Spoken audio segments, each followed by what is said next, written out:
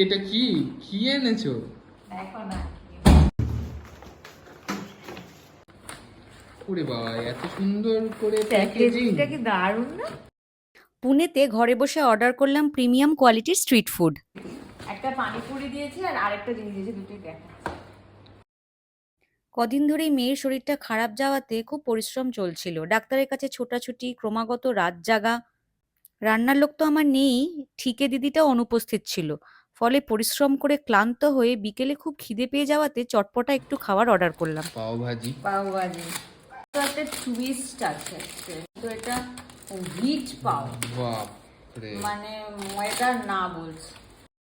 আটা দিয়ে তৈরি তুলতুলে নরম পাও, সঙ্গে মজাদার একটা ভাজি। ভালো কি? খুবই ভালো।